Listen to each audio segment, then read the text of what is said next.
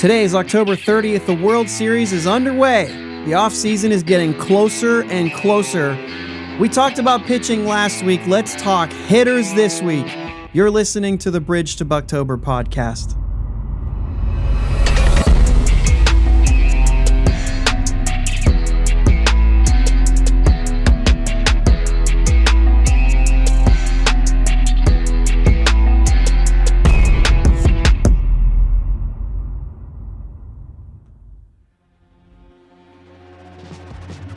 Yins guys, thank you for listening to the Bridge to Buctober podcast, where we talk all about them Pittsburgh Pirates and that. My name is Josh, and I'm joined as always by my brother Jake. What's up, Jake? Hold on. Frustrated. Sorry, I had you muted. What's up, Jake? Yeah, having a rough beard day over here. I'm frustrated about it, man. I got to go to work in a little bit, and I look like a crazy homeless person.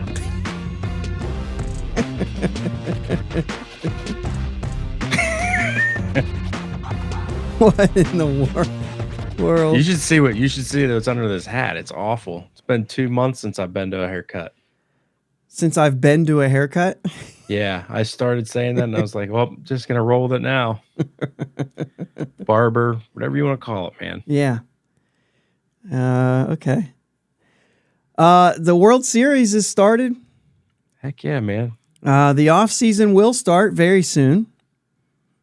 And if you missed last week's show, we talked about starting pitching and some of the options that the Pirates have and what they could do and stuff like that. And this week, we're going to go into mostly first base. Let's not beat around the bush. Mostly first base.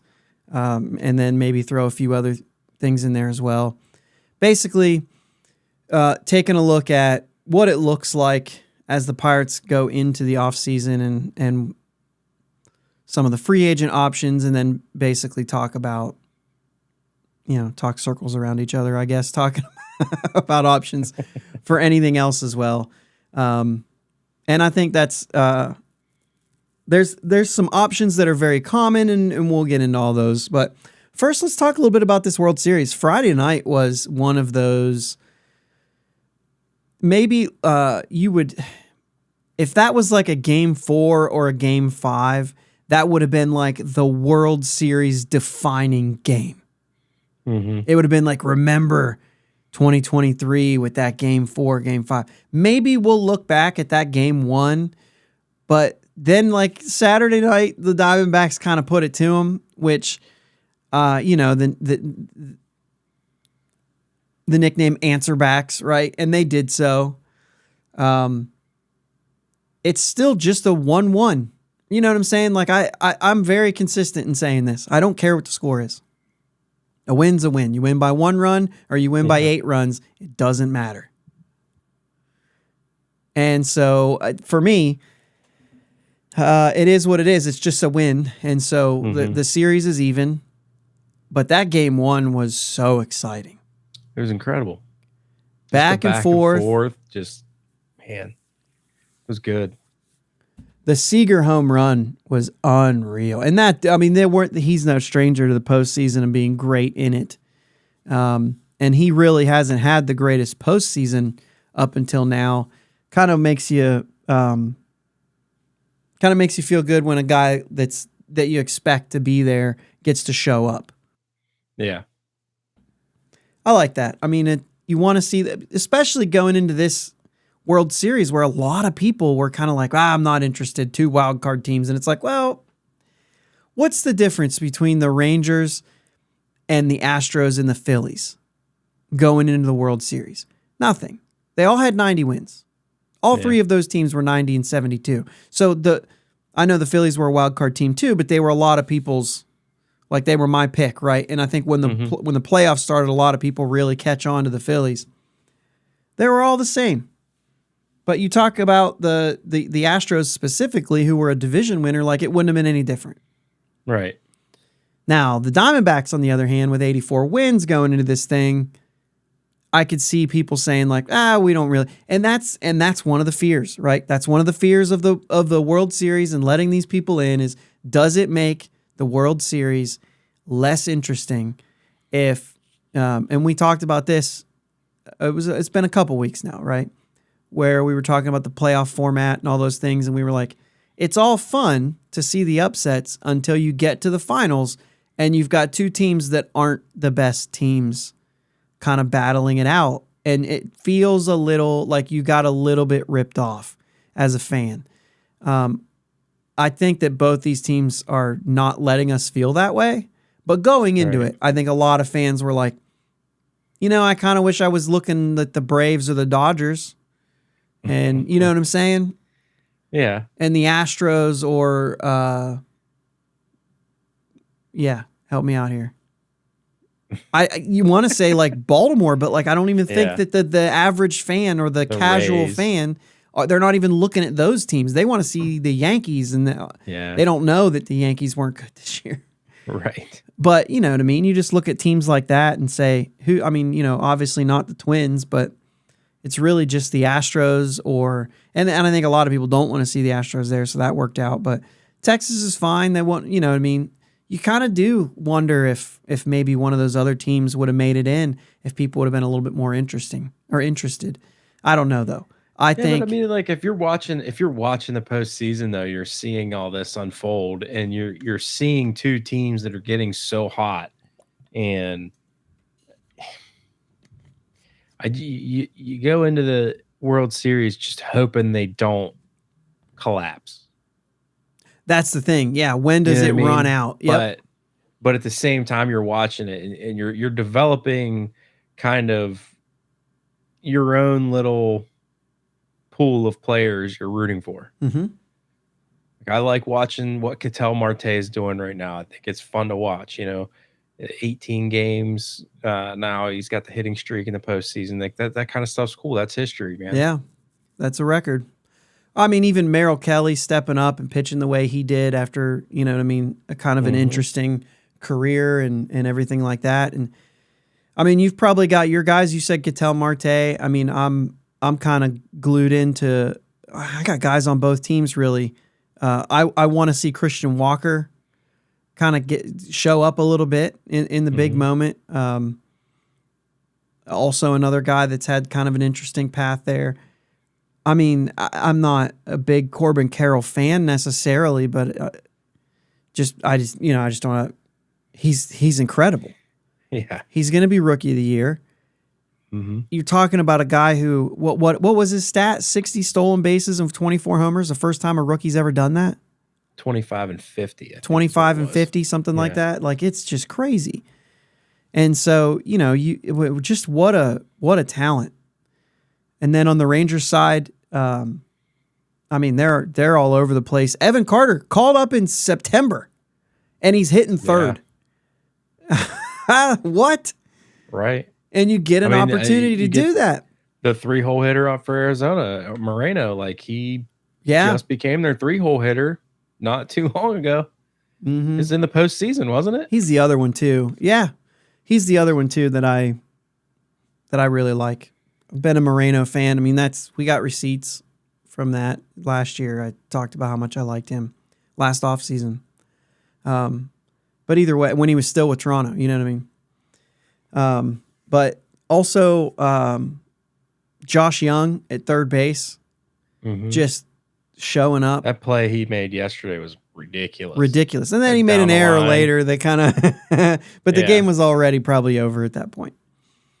Adolis Garcia obviously has been ridiculous. Keeps writing that story. And I've always been a big Corey Seager fan. I just like him.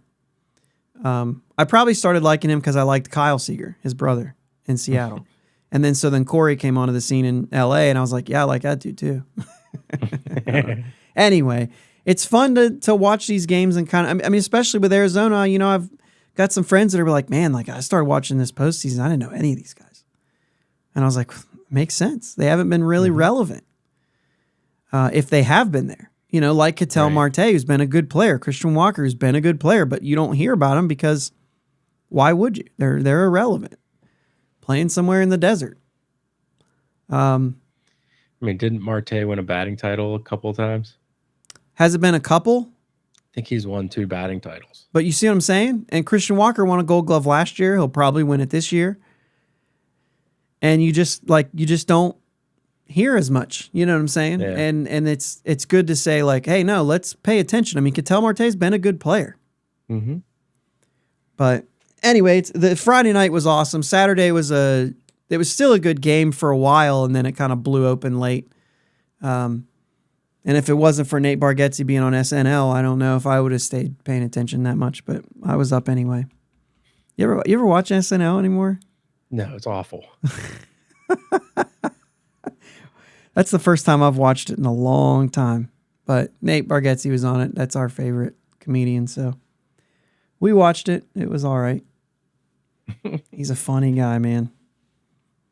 All right, let's go ahead and get into the Pirates stuff because the World Series will end either Wednesday, Friday, or Saturday. The next time you hear from us, it will be over, and it will be the off season, and we will already have probably on Sunday, next Sunday, we'll probably have a slew of roster moves made. You know what I mean? At least by Sunday. If one of these teams gets hot and ends it on Wednesday, it could be either one of them, right? If they sweep in Arizona, if one of these teams sweep, then it'd be over on Wednesday. Is that right? Yeah. Yep. Be over on Wednesday.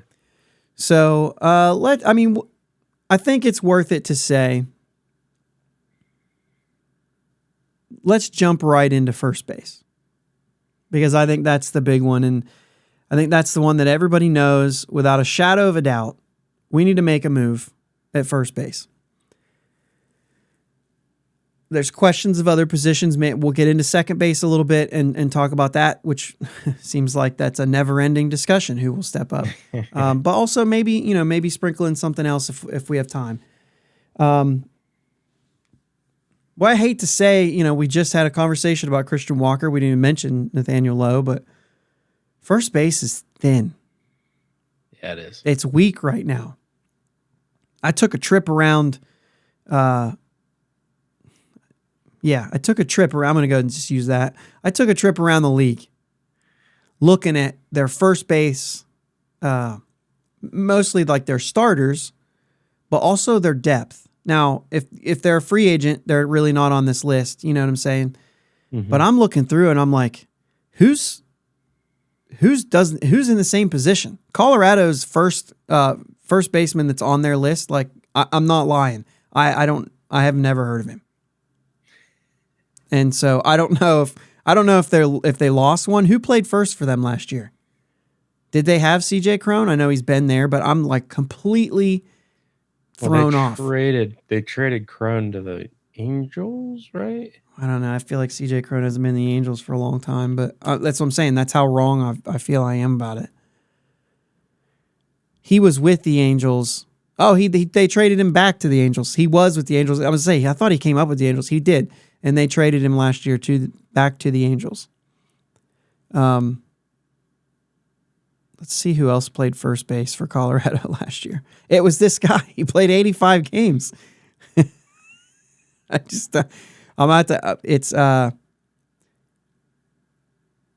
I'm reading the pronunciation on Baseball Reference. Eleuris Montero. Eleuris. Eleuris Montero. Okay. And he played a little bit last year, too. Shows you how much I pay attention to Colorado. I would have never come up with that name, especially Eleuris. Yeah. But I do remember Montero. I do remember the name Montero playing for them. Couldn't have told you it was their first baseman. And it looks like, that's mostly their option. Obviously they had Moustakas for a while, and he played some first base as well. And then Michael Toglia is their prospect that's supposed to be coming up and being really good. And he got a cup of coffee last year as well. Did not go well. But some of these teams are saying, now I don't know how hard Colorado is going to push this offseason. I don't know where they're at. But even looking at Miami, it's Josh Bell and there's nothing. Yeah. Atlanta, at least nothing that you know of. Right. The prospects that are underneath aren't even on their top list. You know what I'm saying? So like that's what, and if they are, they're not close. I was looking at teams that were like AA, AAA, high on the prospect list is all I was really. I'm not looking at stats, dude. I was just trying to get through and take a look at depth. You know what I mean, in general. And so, you know, it's there's not a whole lot out there. There's some teams out there with very little as far as depth goes, and it just goes to show that, like, yeah, some of these guys are hitting free agency, but if you've got a first baseman, you're probably going to try to lock him up or something.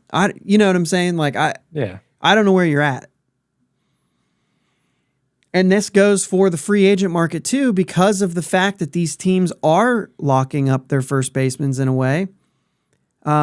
There's not a whole lot on the free agent list for first base. The Pirates have Rivas. They've got Connor Joe is outfield. You know what I'm saying? They got Jared Triolo. They could play some first base. We don't really know, though. You know what I'm saying?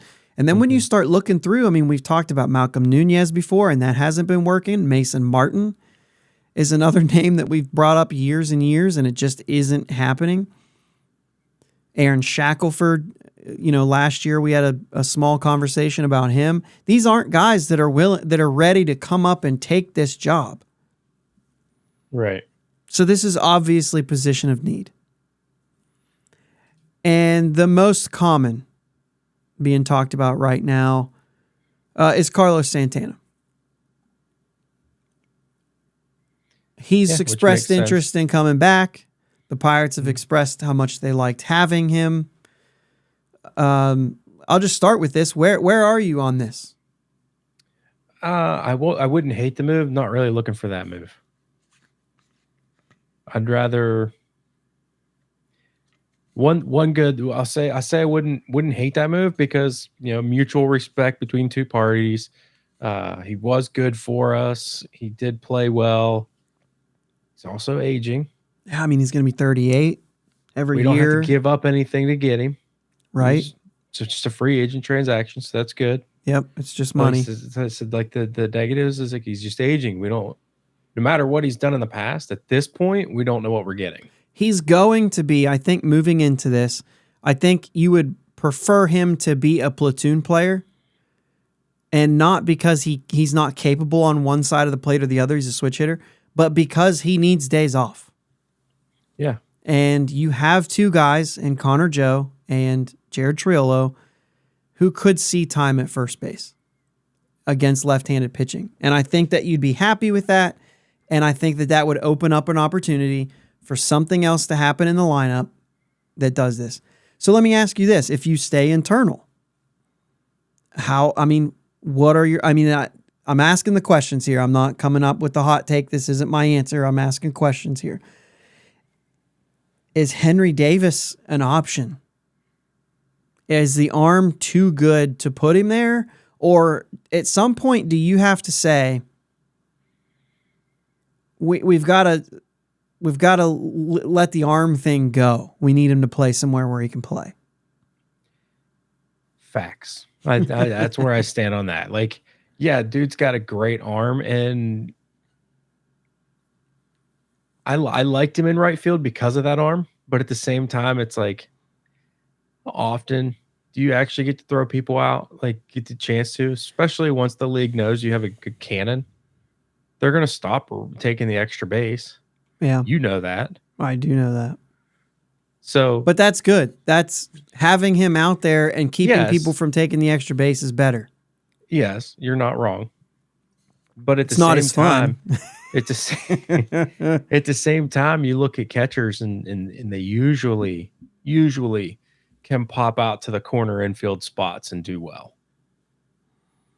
Yeah, the problem is that I don't know that his skill set behind the plate and what he lacks behind the plate isn't what makes those guys work out in a corner infield position. You know what I'm saying? Like, right. Yeah, that's also fair. Like the part of his game that needs the most work is the part that would make him work out in the corner infield positions. I think. I don't know. They're going to say what they're going to say. He's probably not done being a catcher. Mm-hmm. I don't know exactly what that looks like and how they work everybody in a catcher.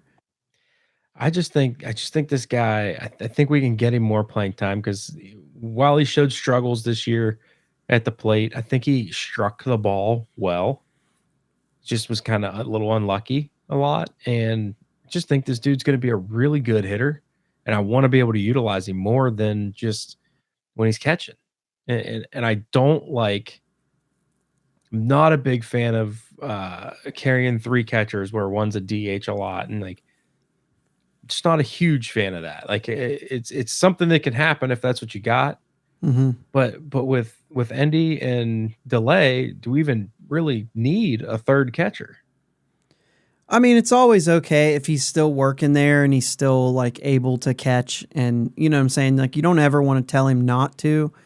Uh, well, I'm just processing some things here. Sorry. Right. No, you're fine. It's because you're fine. it is a bat thing, and you want his bat in the lineup. But at some point, you've got to stop messing with players. Mm-hmm. He struggled at the plate, probably large in part by the fact that he's learning a new position. He's got a full offseason to commit to right field, and yet they've gone in and they've said, our plan is for him to catch. What you're going to do is you're going to make it even harder on Endy Rodriguez. We talked about this, but the Pirates, not you and I, right? The Pirates have talked about this before with Endy Rodriguez. He was bouncing around, moving around, playing second base, playing corner outfield, playing first base, catching, all those things. And he was struggling at the plate. And finally they said, just catch. And he took off and had a great season at the plate because he just got to catch. Yeah. You keep moving these guys around and it's difficult defensively, and their bat is going to suffer because of it. I mean, if you remember what ruined Pedro Alvarez's career, the fact that he couldn't throw the ball to first base.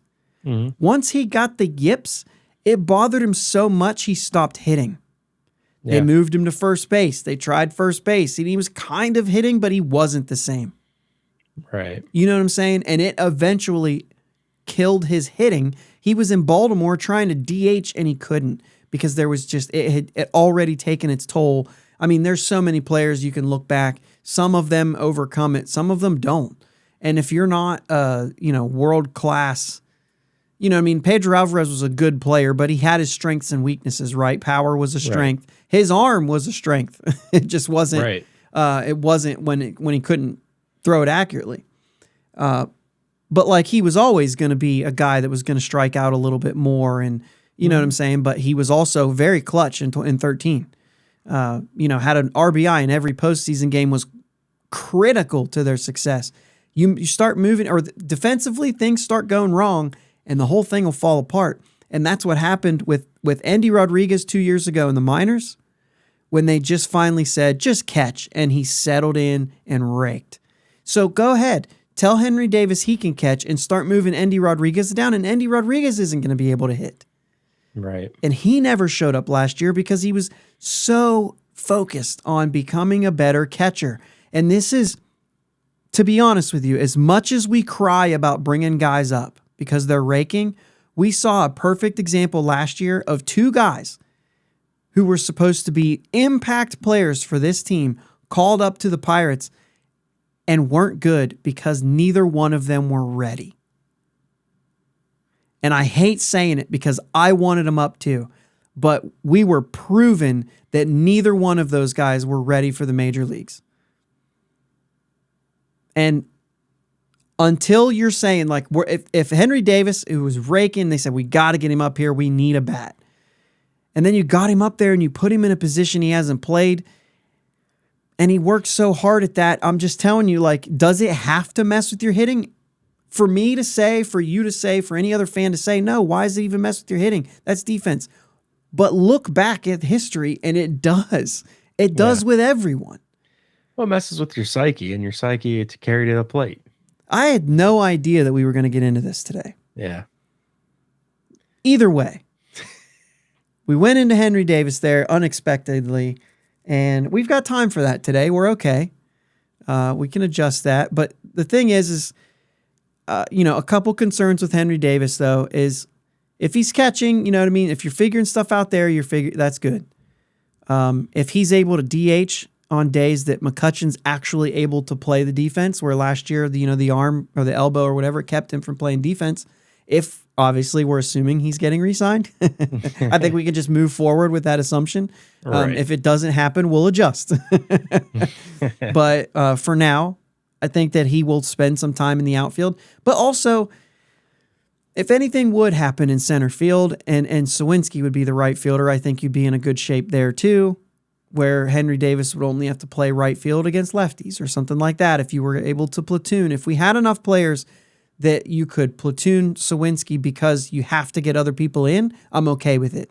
If you're just outright going to platoon Sawinski with somebody like Connor Joe just to do it, I'm not okay with it. I think you need to give him his at-bats and let him figure it out. But all of this because we're trying to fix first base.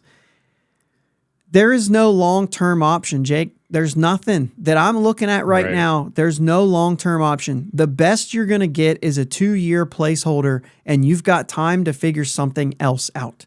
I looked at the free agents for next year. There's nobody out there. You know what I'm saying? And so, that's the thing. But let's kind of go down through this. Let's throw a couple of these free agents out here. And I'm going to start with, it's going to be out of order on your notes here. I'm going to start with G-Man Choi. Is there any interest in a platoon with G-Man Choi? And we're going to assume Connor Joe, Jared Trillo are the righties in this platoon situation. There any option there for you? Again, it's one of them ones that I wouldn't hate it, but wouldn't be excited about it either. Yeah, I'm actually in the camp on Choi, where I would hate it at this point. I just think that's because I think that he's a wild card. Did he get one hit? He got 2 hits with San Diego after the trade. Yeah, but I wouldn't hold that against him. San Diego is just a toxic environment right now. Well, that's very true. Did you see Bob Melvin got signed with the Giants, and they didn't even ask for anything in return, like to talk to him. They were just like, yeah, go ahead. Dude, it's a mess there. Mm-hmm. Which makes me want to go back to last week and talk more about trading for Joe Musgrove. I know that he probably doesn't want to leave San Diego because he's got the no trade clause. But maybe right now might be a time that he'd say, you know what, I know what it's like in Pittsburgh too. I might head back there and see that thing through or something. You know what I mean? Yeah. That would be interesting. But anyway, it's a mess there. Maybe, but I just think that whole thing went. I didn't like the way that whole situation came to be. With the trade for Choi, with the injury, with him not really ever showing up for anything. I mean, there was a moment, and then that's all it really lasted. How about Brandon Belt? He's a quality hitter. Good first baseman. And here's the thing. There is no flashy pick. There is no I don't know how to say it. No, you're 100% right. There's no ringer. There's no guy that says this is the target. He's going to be the best option right now, and it's without question. There really isn't. And if you go after a guy like Brandon Belt, who will be 36, is that right? Yeah, right. 36. You're talking about a guy who you're certainly platooning once again, even if it's just for days off. But you've got Connor Joe and Triolo there that you'll want to get into the lineup against lefties. At first base, assuming we'll say that Connor Joe. I'm going to assume we do still have Connor Joe. I'm going to assume that at this point, I would assume that he's going to be there. It's kind of hard to argue. Tied with Key and Reynolds in doubles last year. He was consistent all year. I mean, he's not going to be an all-star, you know what I'm saying? But Right. he was better than I thought he was going to be, and I think that he could be part of this team and be a good asset with 300 at bats, 350 at bats, kind of a thing. You know what I mean? Rather than what he get last year, more than that. It just say more than that without thinking about it, but 413. But you're talking about 472 plate appearances. Take 100 and some off that. You know what I'm saying? I think you get a better player, but still, the numbers are quality there. You know what I'm saying? He was above average, 107 OPS plus, above average. I look to see him back for sure. But I am reluctant to, until there's somebody signed. This is going to be very unpopular. I'm not letting Rivas go until we have somebody. Yeah, that's fair. Until we need to. And to be honest with you, he's got an option. He's got a minor league option left. If you hold on to him and you're able to option him to Indy, best case scenario, he gets optioned to Indy, then you got a little bit of time on him. You know what I'm saying? Like I said, not that I'm counting on him by any means, but we've got no first baseman in AAA either. I know that we're saying like Nunez, Shackelford, Martin are all there, but like, dude, nobody's taking anything. So if somebody gets hurt, who do you want to come up? Mason Martin or Alfonso Rivas? I mean, maybe we'll figure that out. But at that point, you know what I'm saying? Yeah. I just don't know what else you're going to do. Those are kind of my platoon options, man. I don't really see much else. Not really. You're not taking a flyer on a guy like Eric Hosmer. No. You know what I'm saying? You're not going to... Jared Walsh, he had some good years in L.A., and then he didn't. What are you going to... I mean, like that, this is a guy who wasn't even... Like, he's a minor league free agent. You could pick him up for AAA if you want to see if you can find a diamond in a rough and play him in Indy. You know what I mean? Yeah. You're not going there. You're going Brandon Belt. You're going G-Man Choi. You're going Carlos Santana. Now, there is one other guy out there who could be available. And let's talk that through because it's going to be similar with last week where I'm going to aim a little bit high here. Unfortunately, same team, but how about Rhys Hoskins? Bryce Harper just moves to first base. I think he'll probably stay. I think that might be the plan. Certainly if they don't extend the qualifying offer to Rhys Hoskins, he would be going and Bryce Harper would sit at first. But they still have the option of Harper also playing some outfield and I don't know, putting there's options there, basically, without going in. It doesn't matter. This is not a Phillies podcast. But I just feel like it's possible, right? Mm-hmm. He's only going to get older from here, so you may as well keep him healthy as long as you can. He seems to handle the position pretty well. The more he plays it, the better he'll get. He's a former catcher, like you said, about catchers. And also, I think Bryce Harper is that kind of guy. So if you're looking at that and you're Philly and you say, boy, we'd really like to bring back Aaron Nola, the way you do that is by letting Rhys Hoskins go.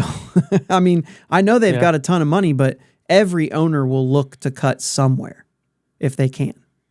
Yeah. And a qualifying offer is $20.5 million this year. And they will extend it to him. Now, if they do extend it to Rhys Hoskins, chances are he just accepts it. He was injured all of last year. What he hit, 30, 31 homers 2 years ago, ACL injury in the spring, having a great spring, went off in the postseason last year. He's a Scott Boras client, so there are a bunch of people go, oh, geez, here we go. But the thing about Scott Boras clients, I mean, look at Bellinger, look at San Francisco, Michael Conforto. Conforto was injured for a full season, went and signed a 2-year deal. Technically, a 2-year deal, but an opt-out clause after the first year. Right? Or maybe it was a mutual option. Is it listed here? Mutual. Well, I'm thinking of Bellinger. I know Bellinger was mutual because we looked that one up right before he started. Yeah, he can opt out of the remaining 1 year, Conforto can, in $18 million, which he'll probably actually opt in. Yeah. But yeah, we were looking at Bellinger there to see what his deal was, because while he's, a great center fielder too, which we could also use, get Santana and Bellinger if he's out there. You can sign Bellinger long term if you want. Yeah. Question is, with all these players, any of these players, we've seen Bellinger struggle. Will he struggle? If you sign him long term, will you regret that? I don't know. Either way, I'm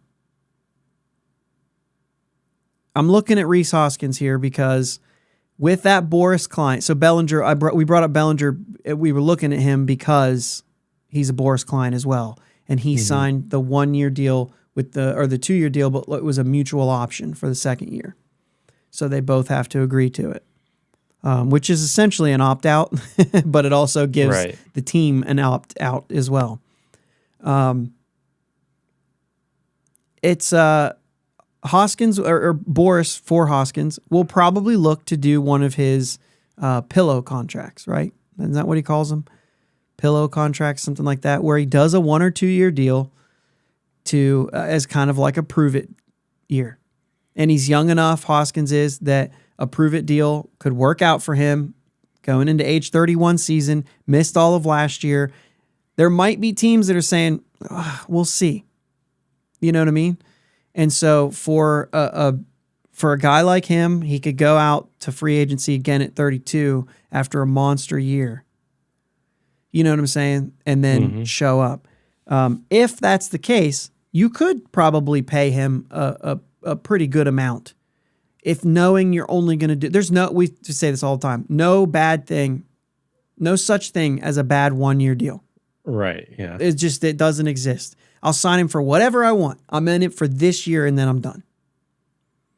But also with a 1-year deal, you have that if he's part of the reason why we're competing, awesome. You know what I'm saying? That's when you kind of hope it's a 2-year deal, right? Money well spent. If we're not in it and he's doing awesome, then you also have the ability to trade him, and who knows, you always can say this. You always can say this, and it's never the right thing, but it is something that sits there, is you get a guy like Santana there who the plan was the whole time, be a leader, help our guys grow up. We're probably trading you at the deadline so that you can be in the postseason, right? It's probably, that's the plan. And he loved it so much, he wants to come back. That's your dream. If you could do something like that with a Rhys Hoskins. Now, that's not going to happen because he's going to go make huge money afterwards. So it's not like you're holding your breath for that. But if he could be a guy that could, eventually you have to figure out first base. Yeah. And you might say, like, we got to figure it out long term. The problem is, like I said, I looked down through, not many teams have figured this out long term. No. It's a thin position. And I think that part of it is that players aren't going to first base earlier in their minor league career. They're sticking at whatever position they're at. And you can't, first base, a lot of people feel like you can just put somebody at first base and you're good. And that's just not true. No. You've got to play the position. You've got to learn it. All right. What do you think? What do you think Bryce about Harper will tell you that, because there's, he's well as he's handled the position, there's been things. There's just been things. Footwork at the bag. There's things. Well, not to mention the fact that he even got an opportunity to work on first base before he could throw. Yeah. Even before he was back DHing, he was working out at first base because he knew that could be the quickest way, you know what I'm saying, to get back. And so this is something that he committed to when he didn't have to go play the next day. or, and he didn't have to do his regular work at any other position. He was exclusively working at first base and hitting when he could hit. And so that paid off because he had exclusive time to work out there, where a guy like Henry Davis was just getting bombarded because we were told he was working on catching the whole time too.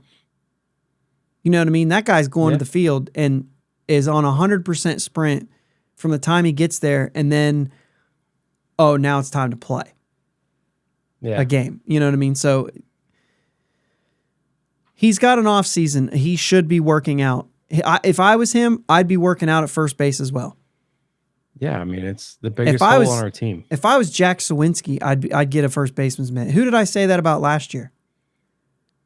I said that about somebody last year. I said you should get a first base mitt and start learning the position. Cal Mitchell, yeah. And I don't know that he did. No, but if I was any of those lefties, I'd be like, get me a first baseman's mitt. Let me start, just throw stuff across. Let me start fielding ground balls.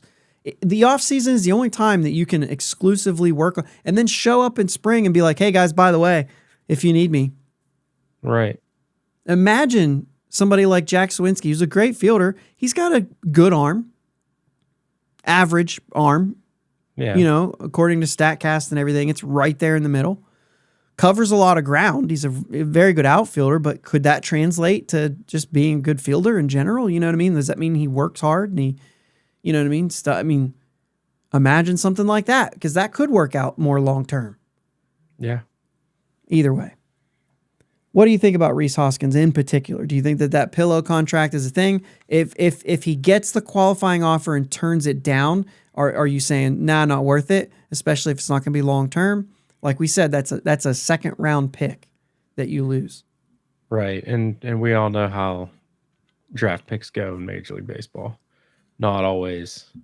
True. Not always pan out. But it also could be a Mitch Keller. You also want it. Right. You also want the pick. You always want the pick. I'd hate to see another one of my organizations lose a bunch of draft picks. But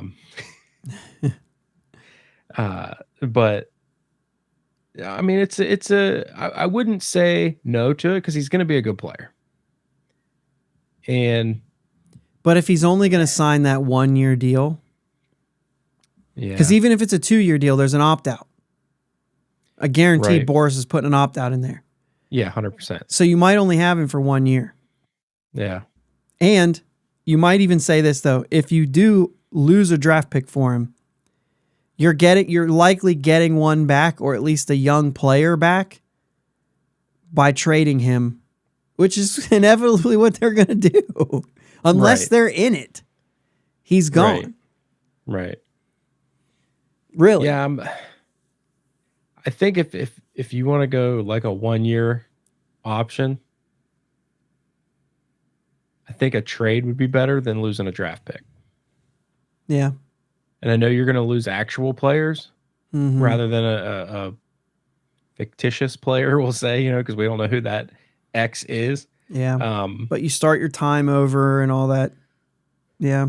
Yeah. I get all that. But yeah, I mean, are we built for the trade right now, where we have kind of I don't want to say a surplus of average players, but we kind of do. Yeah. Quad A players, like, I don't know. Yeah, all of our up-and-coming prospects aren't jumping in and Corbin Carroll in this thing. You know what I'm saying? Right. They're just not taking off. And that's one of the things that the Pirates have really lacked with their prospects, is they've had a lot. And some of them have shown that, really good promise, but none of them have been Corbin Carroll. None of them have been Evan Carter. None of them have been, these guys that are coming up right now. And we can't wait. You know what I mean? We can't wait, but the rest of the league's like, who? Right. Now, I know part of that is because they don't pay attention to the Pirates at all, but but the other thing is they just didn't come up and start taking off. I mean, even Cruz, you could say, is a guy who, had we brought him up as quickly as we brought up Henry Davis, he would have been the same. Instead, he got to be exciting when he came up. Yeah. And I'm not making a case that we leave guys down. Like that's not my goal here. I'm just calling things out the way that they've happened. You know what I mean? Right. And right. hindsight's always 2020.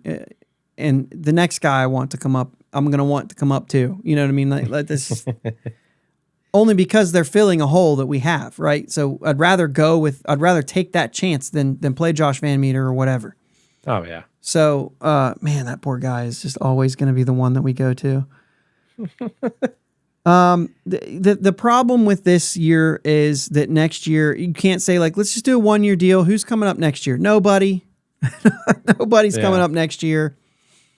And so maybe that makes you look at a trade. I mean, possibly Josh Bell, Pete Alonso. I mean, these guys aren't Anthony Rizzo, Paul Goldschmidt, actually Christian Walker that we even talked about, but he'll be 34, right? So right. What are you looking at there? It'll be his first chance to get paid too. He's going to look for probably a 4 or 5 year deal to finish out his career in a way. You know what I mean? Mm-hmm. Who knows? But then you're looking at the trade route and you almost have to. But like I said, I went through the teams. Who has players? And I highly doubt if Arizona is where they are right now.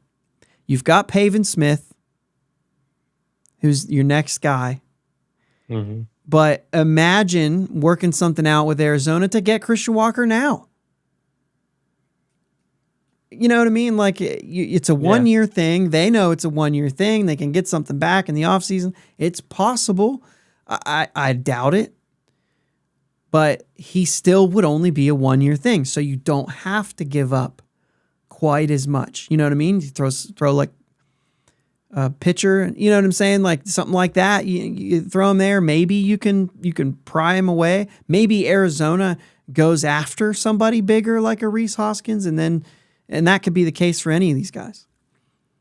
I talked last week about possibly trading for Dylan Cease and including Andrew Vaughn from the White Sox in that. And that would be a significant haul, and you'd be giving away really good players. Right. But Andrew Vaughn could be that guy that actually could be a longer-term option at first base. Mm-hmm. And maybe Christian Walker isn't because he's right-handed. I mean, you almost indefinitely want a left-handed hitter coming to Pittsburgh.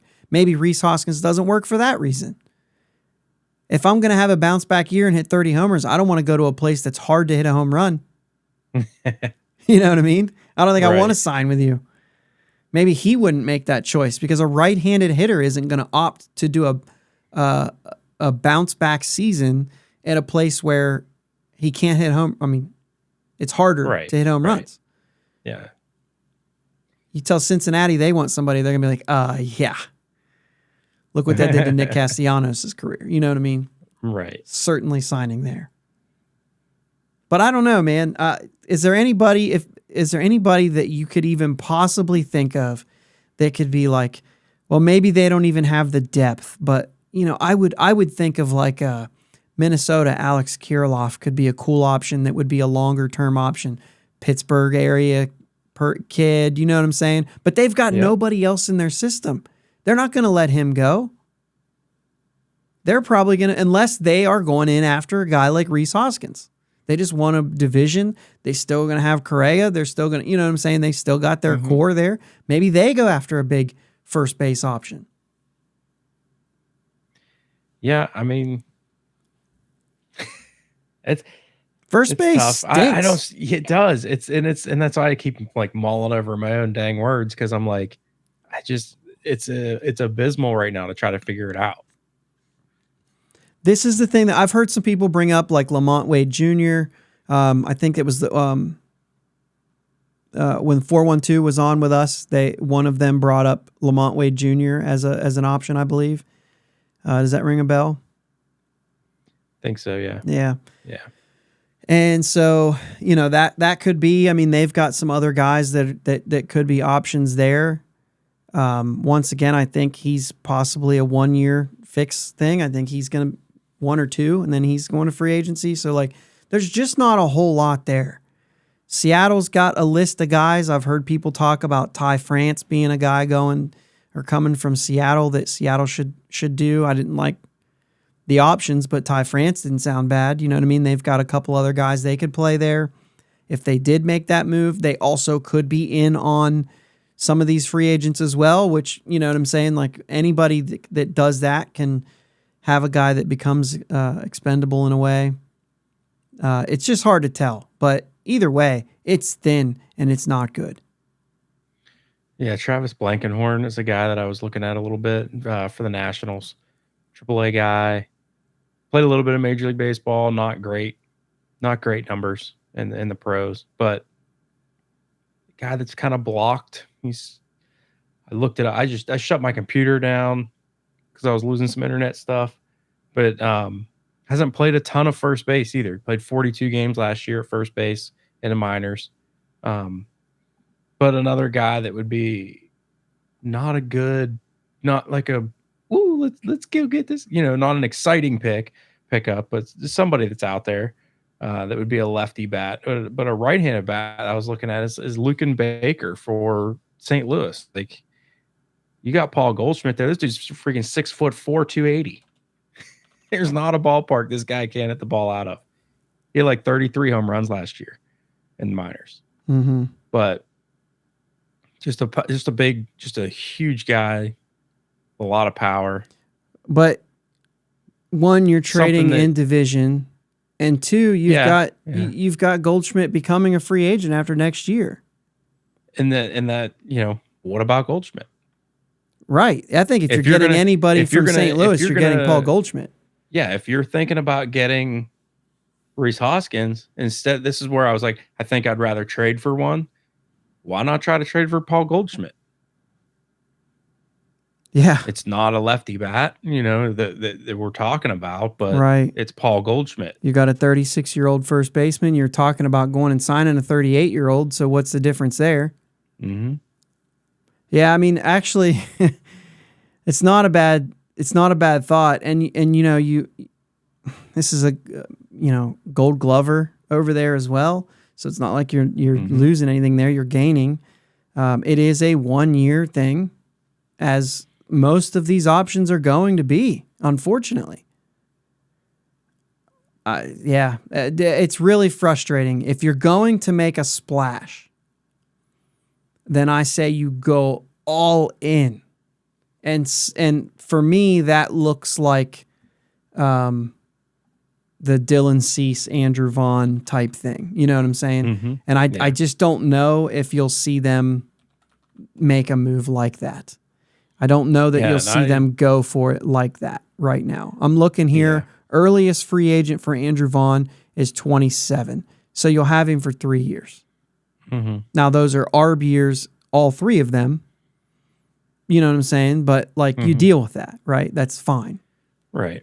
It's his first ARB year coming up. So if you're able to work that in, a guy like that who has, numbers have increased every season, essentially. A little bit of a step back this year as far as the overall game. But, mm-hmm. you're talking about a guy who,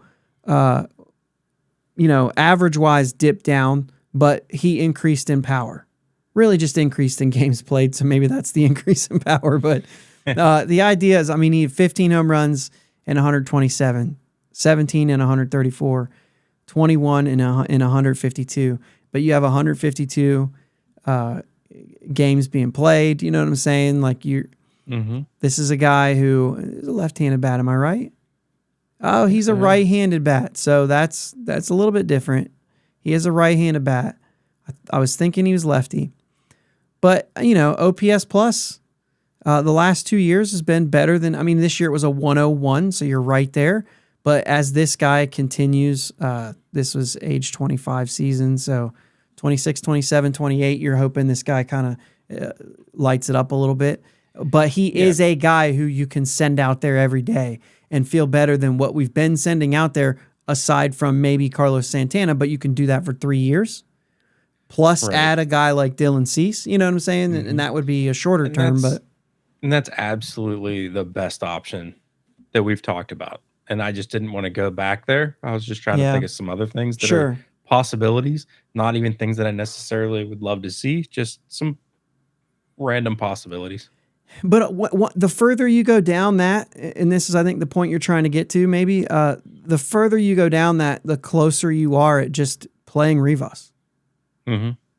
You know what I mean? Yeah. And just letting him give it a shot. It's just, I mean, at that point, at any of those points, you're better going after Santana. It's just me personally. You have a height requirement at first base of 6 foot. And Rivas like 5'10".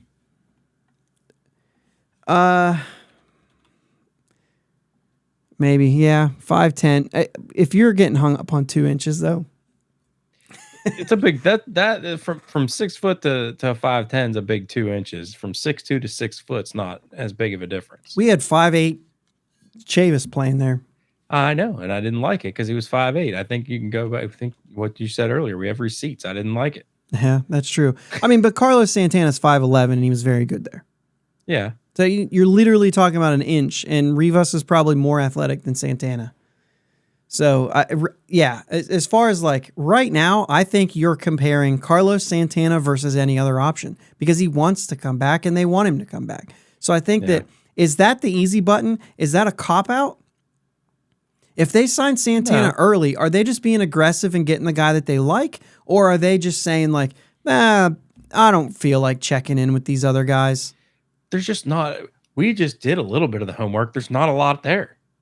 So I think it's an easy button. I don't think it's a cop-out. Yeah. It's a quality major league player. Okay. And I think that's the thing that gives me pause is when I look at it, I say, are we just going to do this? You know what I mean? Like, they're not even going to make an effort. But I think Carlos Santana is probably better than that. And, you know what I mean, is a legitimate option to bring him back. I would like him to check in on Hoskins. I would like him to check in on some of the other things. But yeah, maybe some of those trades. Just see who's available in trades, at least. Yeah. Have some conversations before you sign Santana. Yeah. Kind of like last year when it was like, oh, we're going to trade for Choi, and then Santana becomes available, so you sign him. And it's like, don't do that. Do one. Let's not screw up first base even worse by getting multiple players there. We've got other positions that we could be, you know what I mean? I mean, look, we didn't get into it, and we're out of time now, but second base, nobody's stepping up there. And maybe we'll just carry that over into next week and make that part of our conversation next week. So we can wrap this thing up. But second base is certainly a position that somebody has to take hold of. And we have what I consider to be a lot of talent going after that. Yeah. We just need to know. We just need to have somebody step up and take it. And they're all still young, so they still can. Depending on what happens this week with the World Series, and if it ends quickly and there's a bunch of moves made and Sunday's a wild circus, we may not get into second base discussion next week. But if it ends on Saturday night, chances are we'll talk about second base next week and maybe outfield options or whatever. But this is that time of the year, man, where the World Series is exciting and everything, but for all the teams that are out of it, you're kind of just waiting. Or just enjoy the World Series right now. There'll be plenty of time to look into this, to look into the offseason and to react to all the moves that are going to be made and all those things. All the things are coming up. Yeah, offseason's about to be here, and it's always exciting for people like us who pay close attention to the team and everything. So it's equally, not equally as exciting as watching baseball. Maybe sometimes more exciting, not equally as engaging as watching baseball and not enjoyed. But hopefully they give us a reason to be excited this offseason. Yeah. You got anything else, man? Before we get out of here, do you have World Series is at 1-1. Yeah, dude, I'm not even going to try to guess. This is going to be crazy, I think. Yeah, I'm kind of at that point right now, too. I just really want to enjoy the games. There's really players on both sides that I'm getting excited about. I just want to see how this kind of plays. You're not rooting for somebody, you're just watching good baseball. That's it. That's what I don't want to see a bunch of games like last night. unless they're just back and forth, and then at least the series has a story. Yeah. All right, guys, we'll talk to you next week. Let's go Bucks. Let's go Bucks. Thanks for listening to my dad and Uncle Jake on the Bridge to Buctober podcast.